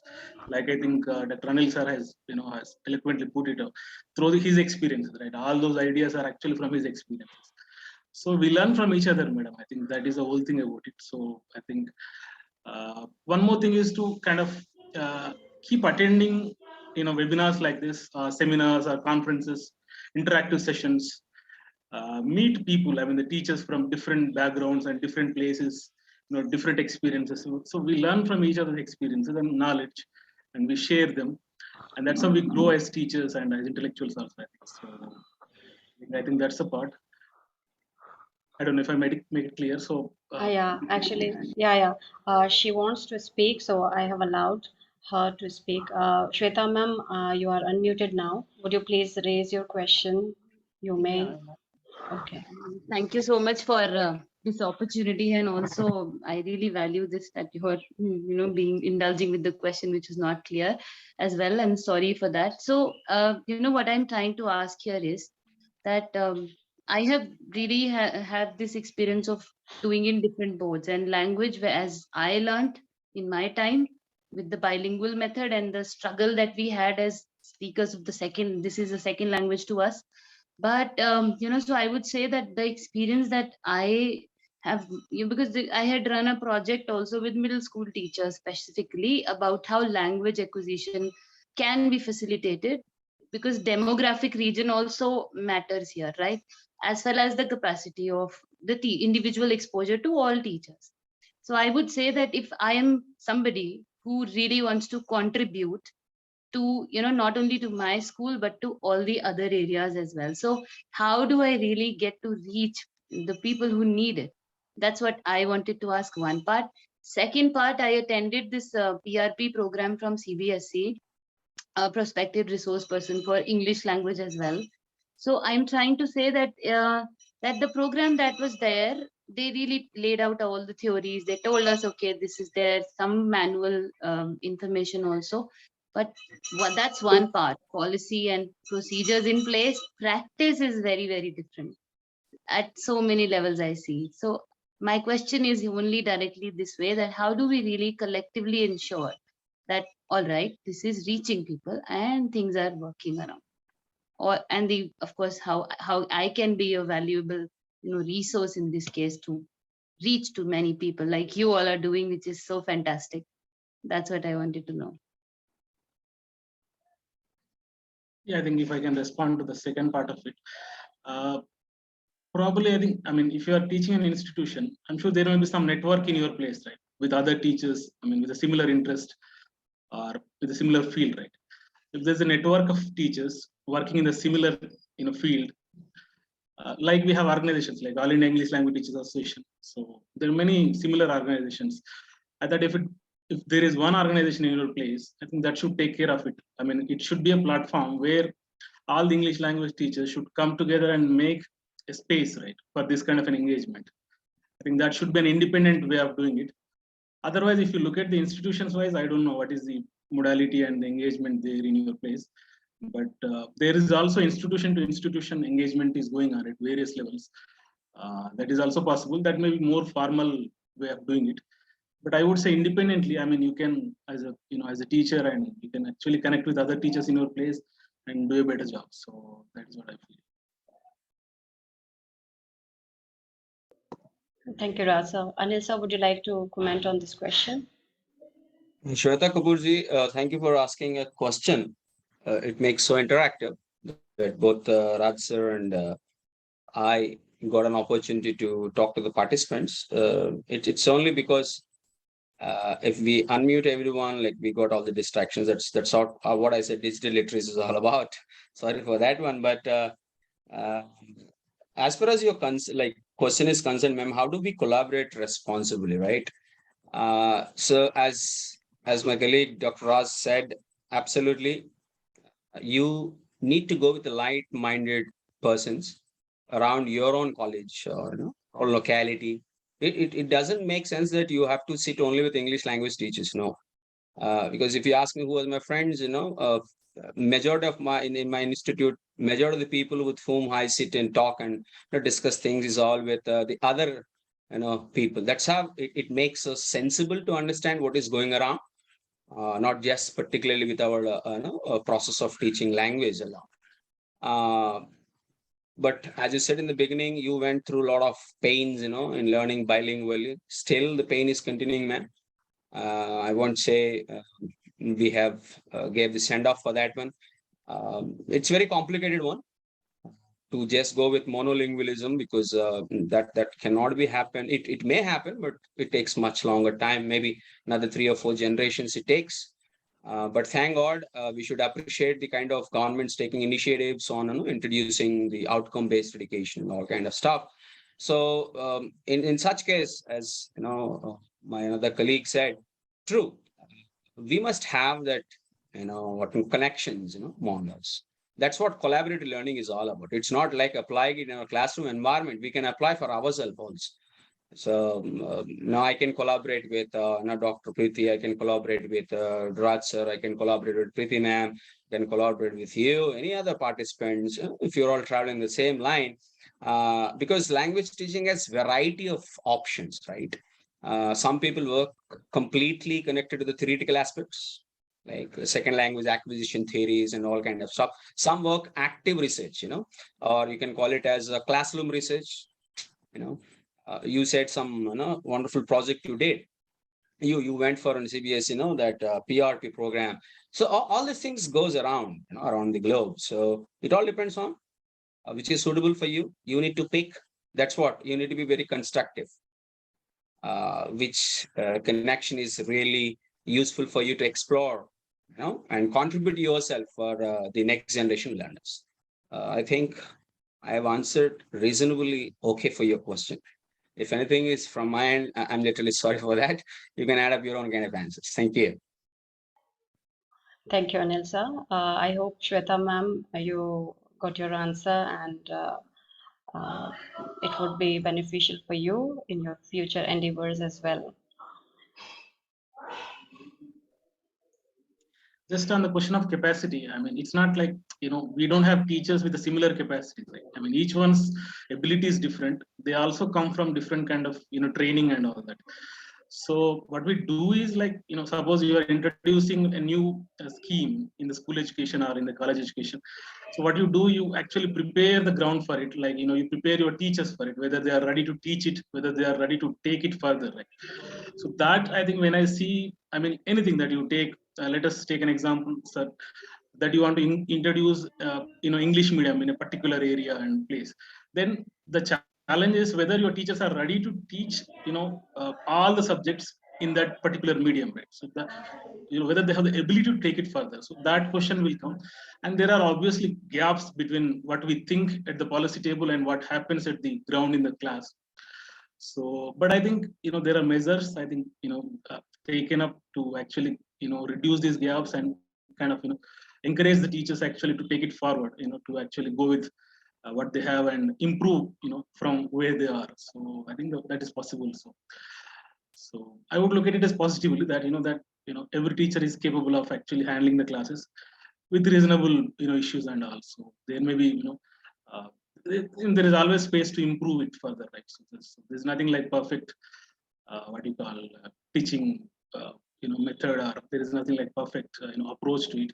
It's all mixed approach. So I think we have teachers also like that. So therefore, I think we need to take them on board and try to see, where each one can be improved and where each one needs to improve in terms of the skills and knowledge and, practice and methods and, so I think that, happens over a period. So that is what I Yeah, thank you, Raj. So even I was having the same opinion. Like we have heterogeneous classes, and Shweta ma'am has said that in many parts of the country, English is considered to be the second language. But I have also experienced that in rural areas, English is considered to be a foreign language. They are the first generations who are learning English in their families, in their community, in their society.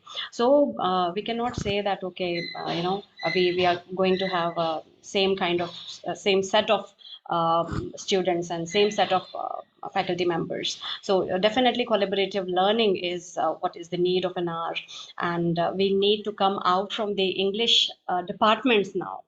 This is the high need. We need to collaborate with the other departments, because when we talk about English for specific purposes, that gives more opportunity and space to learn and to work together. So thank you, Ratsa and Anilsa, for answering such a wonderful question and motivating all other participants to raise their questions as well. But because of the paucity of time, we would encourage the participants to drop their questions in the WhatsApp chat box. So we will be communicating these questions to our speakers. They will answer, and we will convey the answers to you sometime soon. Now, may I request our inspiration, our guide, and our guardian, without whose constant support and motivation this webinar would not have been possible. And that is our principal, sir, Dr. Atul Sharma, for his blessings and concluding remarks. So, Atul, sir.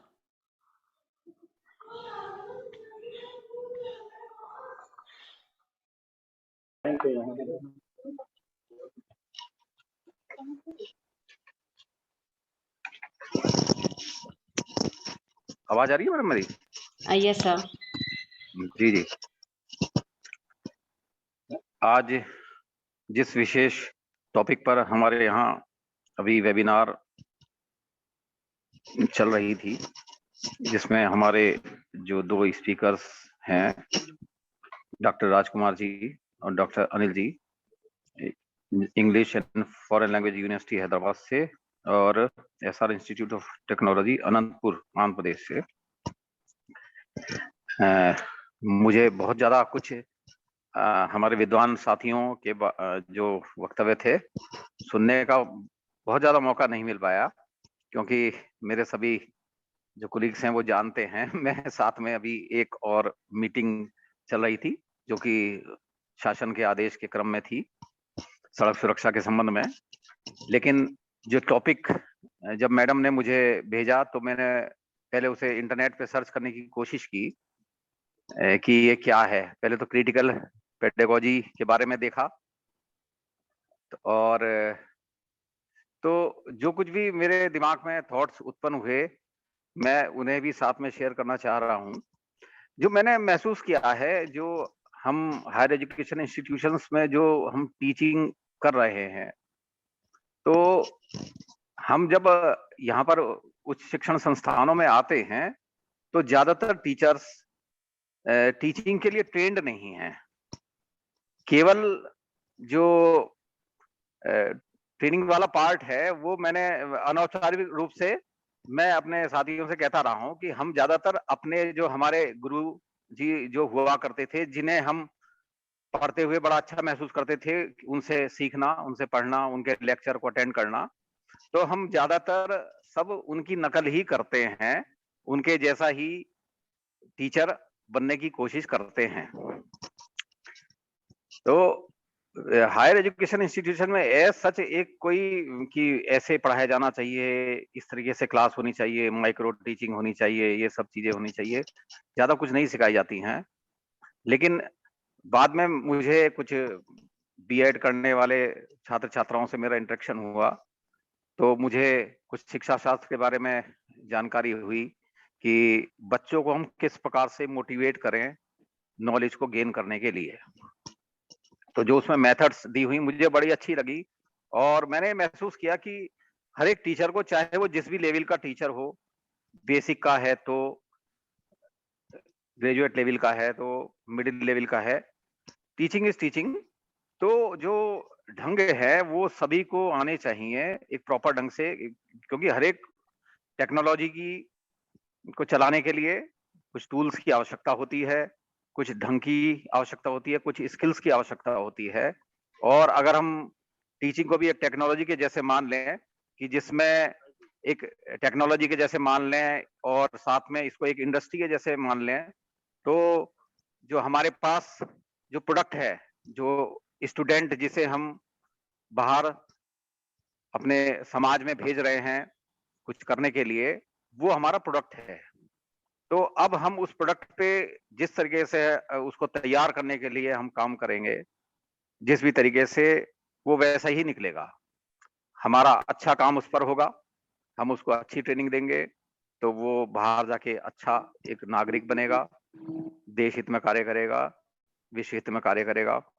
और अगर हम ज्यादा कुछ नहीं कर पाते हैं उस पर, तो फिर वो एक सामान्य नागरिक बन के बाहर निकलेगा। तो मैं ये समझता हूं कि आज की जो आवश्यकताएं हैं, हमारी ग्लोबल नीड्स हैं, हमारी नेशनल नीड्स हैं, उनके अकॉर्डिंग हमें जो आज की जरूरतें हैं उसके हिसाब से हमें अपने जो स्टूडेंट्स हैं उनको तैयार करना होगा। ऐसा ना हो केवल ऑर्थोडॉक्स जो मेथड्स हैं उन्हें टीचिंग देने की, वो साथ में जो हमारी नई मेथड्स आ गई हैं, ये देखिए कितना आसान हो गया है। जब एक कोई टॉपिक मुझे मिला तो मैंने तुरंत उसको अपने गूगल किया, गूगल पर सर्च किया, उसको देखा कि ये क्या चीज है जिसके बारे में बात हो रही है। तो आज हमारे जो ज्यादातर स्टूडेंट्स जो शहरों में हैं और एक मिडिल या अपर मिडिल क्लास से ताल्लुक रखते हैं, जिनको इंटरनेट की सुविधा है, जिनको मोबाइल या कंप्यूटर लैपटॉप आदि की उनके पास फैसिलिटी है, तो वो बड़ी आसानी से इसको एक्सेस कर सकते हैं। तो हमें ऐसे स्मार्ट जो ऑलरेडी स्टूडेंट्स हैं, पहले से स्मार्ट एनफ हैं, उन ऐसे स्टूडेंट्स को हमें ज्ञान देना है, और वो ज्ञान भी ऐसा हो जो कुछ लाभदायक हो, जो आज के समाज के हिसाब से, आज की राजनीतिक दशाओं के हिसाब से वो सार्थक हो। केवल हम एक कोरा ज्ञान ऐसा बांट करके कि वो एक केवल डिग्री को प्राप्त करके बाहर निकल जाए और फिर जो उसे करना है अपना नौकरी और पैसे के लिए वो कर रहा है। लेकिन आज हमें आवश्यकता ऐसे स्टूडेंट्स को प्रोड्यूस करने की है जो हमारी जो सामाजिक चिंताएं हैं, हमारी राजनीतिक चिंताएं हैं जो बाहर सब जगह व्याप्त हैं, उनके बारे में सोचें और क्रियान्वयन करें। क्योंकि एक अप्रोच जो मैं महसूस करता हूं, जो युवा पीढ़ी जो बाहर आ रही है, वो एक केवल अप्रोच है कि साहब किसी तरीके से नौकरी हम हासिल कर लें, उसको अच्छे पैसे वाला हमें जो है पैकेज मिल जाए। केवल एक ये वाली सोच युवाओं में है। बहुत ज्यादा हमें इस तरीके से स्ट्रगल ना करना पड़े। जैसे आप महसूस करेंगे कि आजकल हमारी फोर्सेस में बहुत बड़ी कमी है। हमारी जो फोर्सेस हैं उनमें युवाओं की जो चाहे अफसर लेवल पर हों या किसी और लोअर लेवल्स पर हों, उस पर बड़ी कमी है। तो एक सोच जो है वो खत्म होती जा रही है। इवन फोर्सेस में जो हमारे ऑलरेडी एग्जिस्टिंग जो ऑफिसर्स हैं वो भी सोच रहे हैं कि जो मेरा टेन्योर पूरा हो जाए, पेंशन पूरी बनने वाला, उसके बाद मैं कहीं मल्टीनेशनल को ज्वाइन करूं। तो ये जो सोच है, हमें इस सोच को तोड़ना होगा, इससे कुछ अलग हटके निकलना होगा। और इसमें जो मेन रोल है वो हमारी एजुकेशन सिस्टम का है कि हम कैसे बीज, कैसे सीड्स हम अपने स्टूडेंट को दे रहे हैं, और तभी वो कुछ कर पाएंगे। नहीं तो केवल एक जो हमने डिग्री लेकर के निकलने वाला हमने स्टूडेंट तैयार कर दिया, और वो बाहर जाकर के केवल अपने जो मीन्स हैं, अपने पेटी मीन्स जिसे मैं कहूंगा, क्योंकि आज ये बहुत आवश्यकता हो रही है कि हम अपने आसपास के दायरे के बारे में भी सोचें। पॉल्यूशन है, हमारा पर्यावरण है, सामाजिक चीजें हैं, इस बात में दोबारा कह रहा हूँ। तो इन सब के बारे में भी सोचने वाला सेंसिटाइज एक स्टूडेंट हम प्रोड्यूस करें। तो मैं समझता हूँ आज की जो हमारी वेबिनार थी, हमारे जो दोनों स्पेशल गेस्ट हैं, इन्होंने क्या मेथड्स हम अडॉप्ट करें, वो उसके बारे में हमारे सभी टीचर्स साथियों को, और साथ में जो हमारे विद्यार्थी, जो हमारी यंग जनरेशन जो अब आगे जो झंडा बरदार होगी, वो कुछ उनको सीखने का मौका मिला है। तो मैं समझता हूँ ये बहुत अच्छा वेबिनार साबित होगा। साथ में हमारे बीच हमारे इंग्लिश के ही विद्वान जो हमारे chief patron professor doctor Amit Bhardwaj ji ने अपना कीमती समय दिया, और हमारे साथ साथ हमारे महाविद्यालय की पूरी टीम को उन्होंने मोटिवेट किया। मैं उनका भी अपनी टीम की ओर से और अपनी ओर से धन्यवाद देता हूँ। हमारे दोनों गेस्ट का बहुत बहुत मैं थैंक्स उनको देना चाहूंगा, और इन्हीं शब्दों के साथ मैं अपनी वाणी को विराम देता हूँ। दोनों जो हमारे जो ऑर्गेनाइजर्स हैं, इन्होंने मैडम, दोनों प्रीति मैडम हैं, प्रीति शर्मा जी और प्रीति लता सिंह जी, इन्होंने इनिशिएट किया केवल एक मेरी कॉल पर। अभी मैंने किसी कागज पर भी इसको नहीं उतारा कि ऐसा ऐसा करना है, और इन्होंने इतना इससे मोटिवेट होकर ये कदम उठाया, तो बहुत ही एक सराहनीय कदम है। और मैं चाहूंगा कि हमारे जो महाविद्यालय के और अन्य जो डिपार्टमेंट्स हैं, विभाग हैं, वो सभी मोटिवेट हों और इस प्रकार की अच्छी वेबिनार्स आयोजित करें, जिससे हमारे शिक्षक साथियों का और साथ में हमारे छात्र छात्राओं का भला हो। धन्यवाद। Thank you so much, sir, for sharing your blessings and your guidance. And your practical suggestions are going to be तो बना useful लीजिए, for all the participants and the future teachers. बना के शेयर कर देना, ठीक है।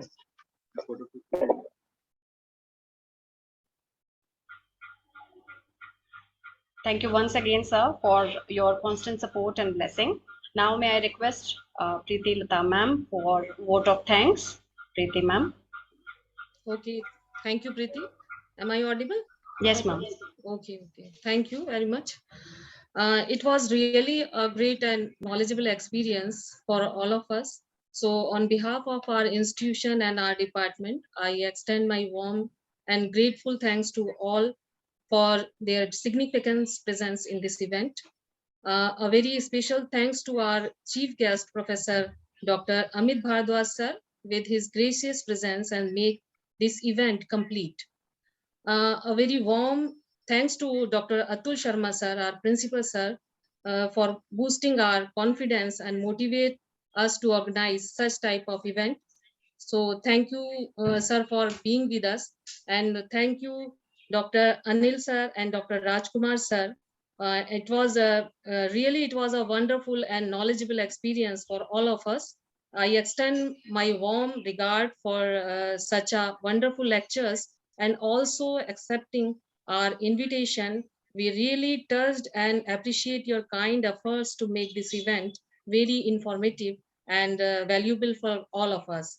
So, and thank you all the dignitaries, friends, scholars, and different part of the country, across the country, for providing this enthusiasm and spirit of togetherness with your glorious presence, and made this event more graceful and glorified.